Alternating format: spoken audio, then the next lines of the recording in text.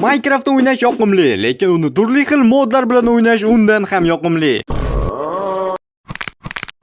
Eslatma, bugungi videodagi barcha modlar 1.21 versiya uchun. Birinchi mod. Hozirda trendda bo'lgan TNT modi. Bu modda naqd 35 ta TNT mavjud va bu mod bilan siz bemalol videolar olishingiz mumkin. Mod menda 100% ishladi. Lekin qandaydir muammolar tufayli yoki qandaydir bug tufayli men bu TNTlarni bittasini ham portlata olmadim. Lekin meni geniyligim tutdi va yoniga oddiy TNTni qo'yib portlatdim. Bu yerdagi TNTlarning har biri alohida bitta tema, har birining o'ziga xos xususiyatlari va o'ziga xos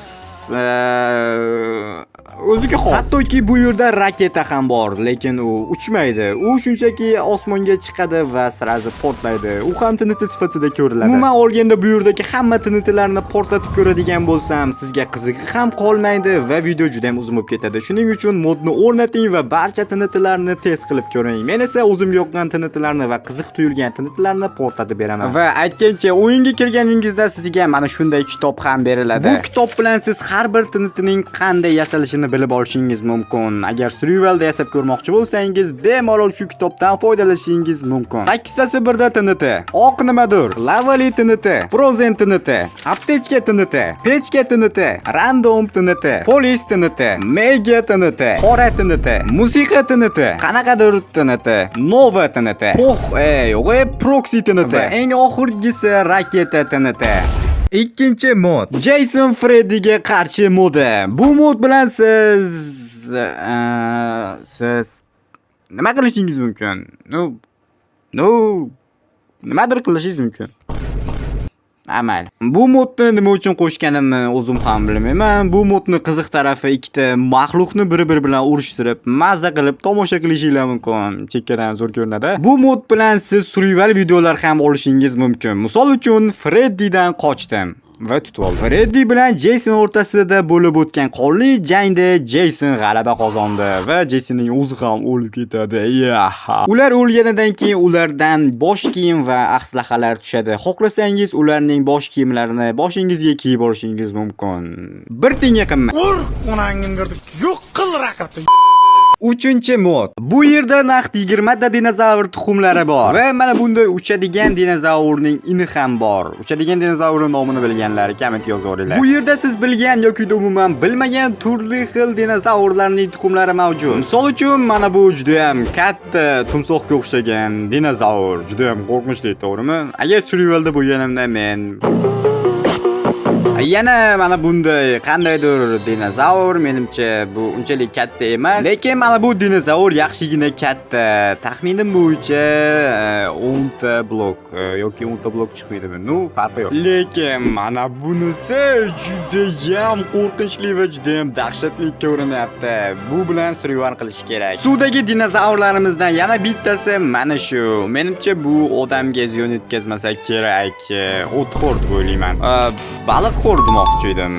Odamga tegmasa kerak. Va nihoyat dinozavrlar ichidagi eng mashhuri va eng dahshatlisi T-Rex. Mana shu T-Rex bilan ham bemalol videolar olsangiz bo'ladi. Misol uchun T-Rex bilan Vijvania. Va yana bizda bir nechta dinozavr tuxumlari mavjud. Hozir bularni ham ko'rib chiqamiz. Bu dinozavrni qayerdadir ko'rganman. Adashmasam mana bu boshi bilan hushtak chola oladigan dinozavr edi. Yana bir yirtqich dinozavrimiz. Eng boshida ko'rsatgan ini mana shu uchadigan qushning ini edi. Yo'q, men bu dinozavrning tirnoqlari juda ham katta va juda ham qo'rqinchli ekan. Tirnog'ining o'zi o'yinchi tengi va bu juda ham jahldor dinozavr ekan, to'g'risi. Menimcha bu dinozavrni hammangiz tansangiz kerak. Bu hozirgi zamondagi jirafaning ajdodi hisoblanadi. Bo'yni va dumi juda ham uzun bo'lgan dinozavr. Va mana bu dinozavr ham menga juda ham tanish.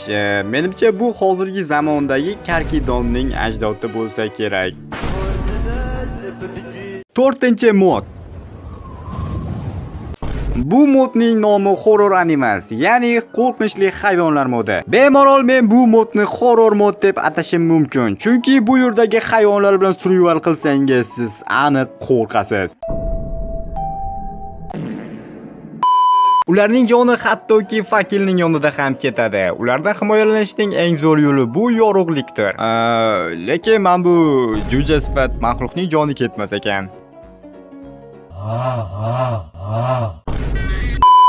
Menina safadinha, arregaça esse popô.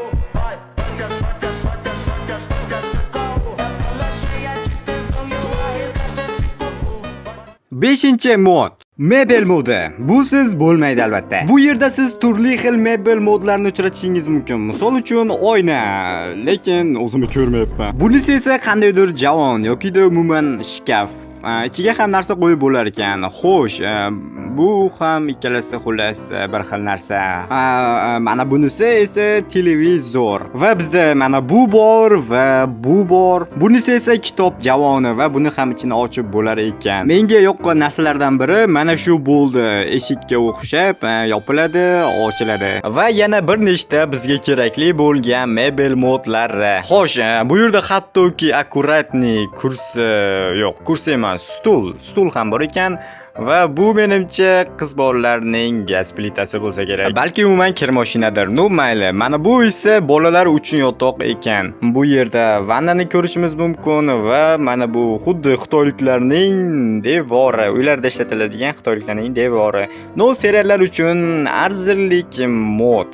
6-mod. Blaster modi. Bu yerdagi mod zamonaviy mod turiga kiradi. Chunki bu yerdagi aslahalar va qurollar juda ham zamonaviy texnologiyalarga o'xshab ketadi. Bu yerdagi blasterlarning har birining alohida o'z kuchlari bor. Bu blasterlar bilan siz Vardenni juda ham osonlik bilan yutishingiz mumkin. Xullas modni o'rnatib ko'ring va qandayligiga o'zingiz guvoh bo'ling.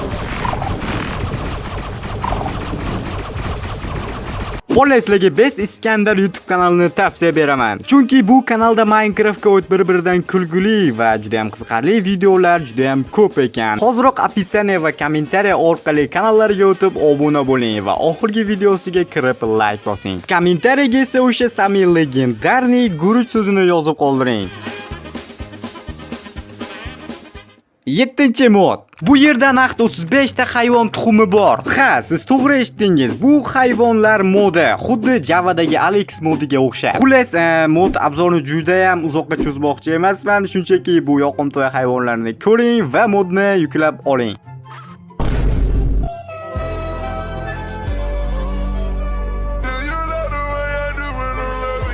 Aytgancha, modlarning barchasini mening Telegram kanalimdan yuklab olishingiz mumkin. Silka kommentariya va opisiyanada. 8-mod. Do'stim bilan sayohatga chiqdim degan videolar uchun ajoyib mod. Va mana bu animatsiya juda ham takoy qilib ishlangan. Chodirning animatsiyasi juda ham chiroyli bo'ldi. Xullas, bu modda shunaqa chodir va mana bu yerda bunday sumkacha bor. Sumkachaning ichiga bemalol narsalar qo'shsanglar bo'ladi. Faqatgina bu emas, mana bunday soya va salqin qilib turadigan nima deb nomlasam ekan. Xullas, mana shunday narsa bor va mana bu yerda kotlet ham bor. Mana bunday qo'ysanglar, bu yerga ham animatsiya bilan juda ham chiroyli bo'lib qo'yilar ekan. Aslida kotlet nimaligini bilmayman-u. No, xullas, bu ham qandaydir diamond nimadir bilmadim. Bu esa o'tiradigan, ya'ni sayohatchilar bilan bemalol o'tirib tunda bir-biringizga qo'rqinchli ertak aytib beradigan o'tirg'ich kursi desak ham bo'ladi. 9-mod. Qizlar bob mod desak ham bo'ladi.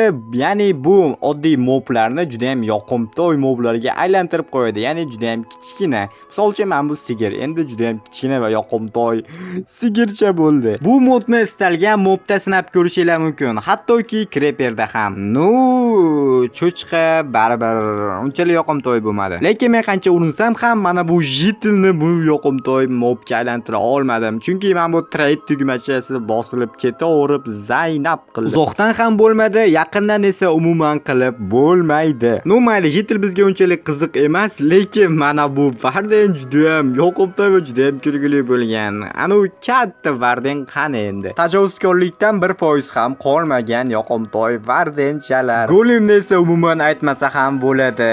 Bitta urib o'ldirib qo'yging keladi.